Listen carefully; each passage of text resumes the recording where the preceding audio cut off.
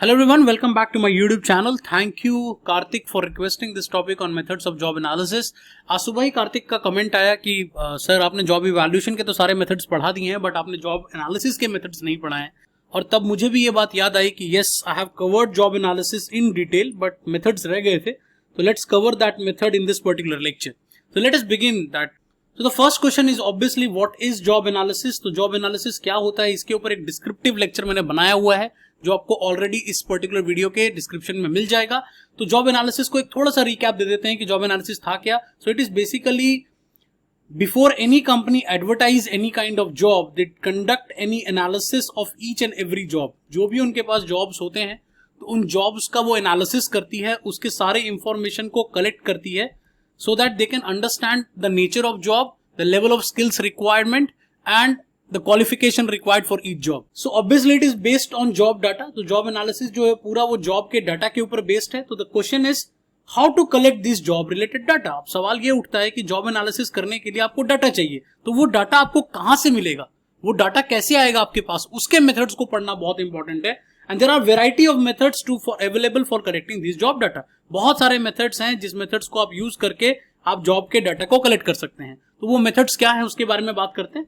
So the first method is called observation method, second is called interview method, third is called questionnaire method, fourth is checklist method, fifth one is critical incident method, sixth is diaries and log record method and technical conference method. तो ये आपके पास कुछ methods available है। तो अब इसको detail में cover करते हैं हर एक पॉइंट को। Let's begin with the first one and that is called observation method. अब ऑब्जर्वेशन मेथड्स क्या होता है कि data is collected through observing an employ while working.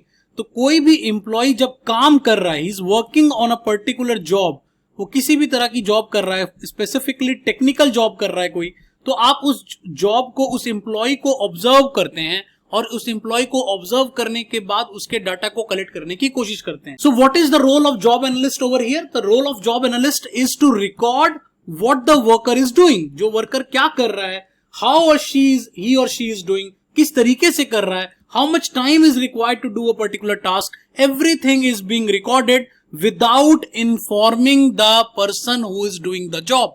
उसको आपको बताना नहीं है, आपको बस चुपके से उनको ऑब्जर्व करना है, वो जिस भी तरीके से काम कर रहे हैं उसका एक नोट बनाना है, उसकी एक रिकॉर्डिंग करनी है। This is the most reliable method for seeking first hand information related to job. Obviously ये काफी रिलायबल मेथड है क्योंकि आपने लोगों को बताया नहीं है कि आप उनको रिकॉर्ड कर रहे हैं, तो वो इतना ज्यादा कॉन्शियस नहीं होंगे और वो कोई भी वहां पर बायसनेस के चांसेस नहीं है। लोग जिस तरह से एक्चुअली में काम करते हैं आपको वो फर्स्ट हैंड डाटा मिलेगा जो काफी रिलायबल हो सकता है। बट इसकी एक प्रॉब्लम ये है कि ये फिजिकल एक्टिविटी वाले जॉब्स के लिए तो बहुत अच्छा है। फॉर एग्जाम्पल कोई भी मशीन रिलेटेड जॉब है, कोई भी सॉफ्टवेयर रिलेटेड जॉब है, तो उसको तो आप देख सकते हैं कि वो कौन से बटन्स दबा रहा है, कौन से कमांड दबा रहा है। बट जहां पर मेंटल एक्टिविटीज इन्वॉल्व है वहां पर शायद आपको ऑब्जर्वेशन से कुछ ज्यादा पता नहीं चलेगा, या तो आप बिल्कुल अंतर्यामी हैं, आप लोगों के दिमाग के अंदर झांक ले तो बात अलग है। बट जनरली हमें यहां से मेंटल एबिलिटीज वाले जॉब के बारे में नहीं पता चलता, हमें सिर्फ पता चलता है तो ऑब्जर्वेशन मेथड्स, हमें सिर्फ पता चलता है तो वो फिजिकल एक्टिविटीज वाले जॉब के बारे में पता चल जाता है। तो let's talk about the second method and that is called interview method. अब इंटरव्यू मेथड में क्या होता है कि जो जॉब एनालिस्ट होता है वो डायरेक्टली इंटरव्यू करता है टू द जॉब होल्डर। जो भी जॉब करने वाला है, जो उस पर्टिकुलर जॉब को करता है, हम उसका डायरेक्ट इंटरव्यू कंडक्ट करते हैं। तो डायरेक्ट इंटरव्यू, और वो भी काफी स्ट्रक्चर्ड होता है। स्ट्रक्चर्ड मतलब क्या होता है? स्ट्रक्चर्ड इंटरव्यूज कौन से होते हैं? जिसमें कि हम पहले से ही प्री डिसाइडेड क्वेश्चंस होते हैं, पहले से ही हमें पता होता है हमें कौन से क्वेश्चंस पूछने। To gain information, random questions नहीं पूछे जाते, आपको एक प्रॉपर स्ट्रक्चर्ड इंटरव्यू करनी है जिससे कि आपको सारी इंफॉर्मेशन मिल सके रिलेटेड टू द जॉब। ये वहां पर बहुत सुटेबल है जहां पर आप ऑब्जर्वेशन मेथड्स को यूज नहीं कर सकते, जहां पर आपको पता है कि ऑब्जर्वेशन मेथड उतना फिजिबल नहीं है, आप वहां जा नहीं सकते, या वहां पर आप शायद पॉसिबल नहीं है कि आप लोगों को बिना बताए उनको ऑब्जर्व कर पाए। तो उस सिचुएशन में एक काफी अच्छा मेथड है। Again it's a time consuming and costly method. हर एक जॉब होल्डर से मिलना, उससे टाइम लेना, फिर उससे स्ट्रक्चर्ड इंटरव्यू को कंडक्ट करना, फिर इंटरव्यू के स्क्रिप्ट्स बनाना, स्क्रिप्ट बनाकर उससे फाइनली उससे सारा डाटा निकालना, ये इतना आसान काम नहीं है। It is very time taking job as well as a costly job. आपका काफी टाइम भी लगेगा और काफी पैसे भी खर्च होंगे। Plus there is a possibility of biasness on the part of analyst as well as from the person who is an interviewee. तो कहने का मतलब ये है कि जो एनालिस्ट है, मतलब जो जॉब इंटरव्यू ले रहा है, और जो जॉब होल्डर है, जो इंटरव्यू दे रहा है, वो दोनों ही बायस्ड हो सकते हैं। वो अपने हिसाब से इंफॉर्मेशन को मॉडरेट कर सकते हैं, उसको इंफॉर्मेशन को मैनिपुलेट कर सकते हैं। तो इस कारण से यहां पर बायसनेस आने के बहुत ज्यादा चांसेस। तो इस मेथड की सारी इफेक्टिवनेस जो है वो किस चीज पे डिपेंड करती है? वो डिपेंड करती है कि एबिलिटी क्या है इंटरव्यूअर की और रिस्पोंडेंट की in asking and responding to the questions. Obviously अगर रिस्पोंडेंट सही आंसर देंगे या उनकी एबिलिटी है प्रॉपर आंसर देने की, तो ऑब्वियसली आपको फायदा होगा। और अगर जो आपका इंटरव्यूअर है वो भी, उसकी भी एबिलिटी है कि वो राइट क्वेश्चंस बनाए और राइट क्वेश्चंस को बनाकर पूरी इंफॉर्मेशन निकालने की कोशिश करे, तो ये इंटरव्यू मेथड इफेक्टिव होगा। Otherwise it is just a waste of time. Let's come to the third method and that is called the questionnaire method. It is also called as survey method. दोनों के बारे में बात कर लेते हैं क्या होता है। In this method employ is given a structured questionnaire. Basically survey क्या होता है, सर्वे या क्वेश्चनेयर क्या होता है कि एक स्ट्रक्चर्ड फॉर्म कह लीजिए आप, एक तरह का एक फॉर्म बनाया जाता है जिसमें कुछ सेट ऑफ क्वेश्चंस होते हैं रिलेटेड टू द जॉब, और वो आपको जो सुपरवाइजर होता है वो जॉब होल्डर को देता है और जॉब होल्डर उसको फिल करके वापस सुपरवाइजर को रिटर्न कर देता है। Since it is very detailed in nature, जो क्वेश्चनर आप बनाते हैं वो जनरली काफी डिटेल्ड होता है। इस वजह से आपको काफी कॉम्प्रिहेंसिव इंफॉर्मेशन मिलती है about the job. So you can have a detailed information from the people who are doing the job, and more importantly supervisor can also monitor the responses which are given by the people. But कहां पे ये suitable है, पहले ये समझ लेते हैं। ये दो conditions में suitable होता है। The first condition is जहां पर large number of people are doing the same kind of job, जहां पर लोग ज्यादा से ज्यादा लोग जो है वो similar kind of jobs को कर रहे हैं, तो वहां पे क्वेश्चनेयर आपकी हेल्प कर सकता है। And the second important thing, जहां पे जॉब बहुत ही स्टैंडर्डाइज्ड है और एक स्ट्रक्चर्ड सर्वे के थ्रू आप क्वेश्चंस पूछ के जॉब की इंफॉर्मेशन को निकाल सकते हैं। कोई भी ऐसी ऑर्गेनाइजेशन है जहां पे हर जॉब जो है वो डिफरेंट नेचर की है, कस्टमाइज नेचर की है, तो वहां पर शायद सर्वे मेथड उतना बेटर नहीं होगा, क्योंकि ऑब्वियसली आपको हर पर्टिकुलर जॉब के लिए आपको डिफरेंट सर्वे बनाना पड़ेगा। So that is not a feasible thing. So what is feasible कि आपके पास ये वहां पर बढ़िया हो सकता है जो लार्जर ऑर्गेनाइजेशन है और जहां पर मेजॉरिटी ऑफ द जॉब्स जो है वो बहुत स्टैंडर्डाइज्ड है और large number of people are doing the same kind of job. The biggest benefit, अब इसका सबसे बड़ा बेनिफिट क्या है? द बेनिफिट इज जो डाटा आप कलेक्ट कर रहे हो उसको क्वांटिफाई किया जा सकता है, उसको नंबर्स में कन्वर्ट किया जा सकता है और उस पर बाद में आप स्टैटिस्टिकल एनालिसिस भी यूज कर सकते हैं। You can use various kind of research techniques like regression, predictive modelling, time series analysis, कुछ भी आप कर सकते हैं जिससे आप एचआर एनालिटिक्स जिसको हम कहते हैं, तो वो चीज आप यहां पे कर सकते हैं और उससे कहीं ना कहीं आपको बहुत सारी डिटेल्ड बातें पता चल जाएंगी, पैटर्न्स पता चल जाएंगी जो जनरली आपको कोई नहीं बता सकता। But at the same time nobody feels it seriously. ज्यादातर जो प्रॉब्लम यहाँ पे आती है कि जो सर्वे होते हैं उसको कोई भी सीरियसली नहीं भरता। दो चार क्वेश्चन को पढ़ते हैं, बाकी बिना पढ़े टिक लगा देते हैं और इस वजह से जो भी डाटा कलेक्ट होता है, डाटा देखने में तो लगता है कि बहुत सारा डाटा है, बट फाइनली वो सारा डाटा इररिलेवेंट हो जाता है। Moving on to the fourth one and that is called checklist method. अब चेकलिस्ट मेथड में क्या होता है कि a checklist only containing the dichotomous questions. अब डाइकोटोमस क्वेश्चन का मतलब क्या होता है पहले ये समझ लेते हैं कि यहां पर आपको एक फॉर्म दिया जाता है जिस फॉर्म पे सिर्फ यस और नो इस तरह के दो क्वेश्चन, इस तरह के ही क्वेश्चंस होते हैं। मतलब हर क्वेश्चन का जवाब या तो यस होगा या तो नो होगा, मतलब dichotomy, only two options, that is called yes और नो। तो आपको यहाँ पे चेकलिस्ट दी जाती है जहां पे सिर्फ आपको टिक लगाना होता है कि वो चीज यस है या वो चीज नो है। तो job holder is asked to tick the questions that are related to the job. तो आपको जो फॉर्म मिला है, आप जॉब से रिलेटेड जो भी ऑप्शंस उसमें आ रहे हैं, अगर वो चीज अवेलेबल है तो यस करें, अगर नहीं है तो नो करें। फॉर एग्जाम्पल आपसे कहा गया क्या जॉब टेक्निकल है, तो अगर आपको लगता है टेक्निकल है तो आप यस पे टिक कर दें, अगर आपको लगता है कि वो टेक्निकल नहीं है तो नो पे टिक कर दें।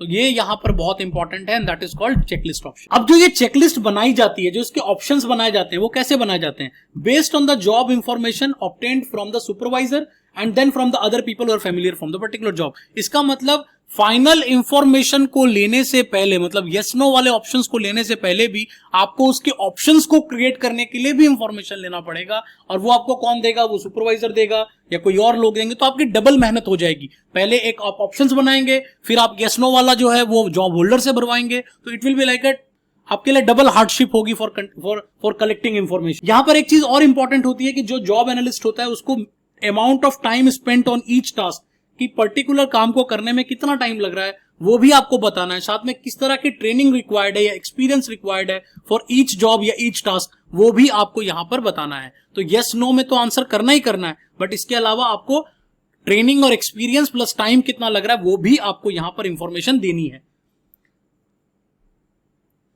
जस्ट लाइक क्वेश्चनेयर मेथड, ये भी लार्जर ऑर्गेनाइजेशन के लिए बहुत सुटेबल है, वहां पर ज्यादा बेटर यूज होगा इसका। But again it is a costly method क्योंकि डबल टाइम लगता है आपको इसको करने में, plus this may not be suitable for organisation where smaller in nature. तो कोई भी ऐसा ऑर्गेनाइजेशन जो स्मॉल है, छोटा है, वहां पे चेकलिस्ट ऑप्शन उतना फिजिबल नहीं है, उससे बेटर है कि आप क्वेश्चनर ऑप्शन यूज कर लें, या उससे बेटर है छोटी ऑर्गेनाइजेशन में तो it is always better that you should go either by interview method और आइदर बाय ऑब्जर्वेशन मेथड, क्योंकि वो आपको रियल टाइम डाटा देता है।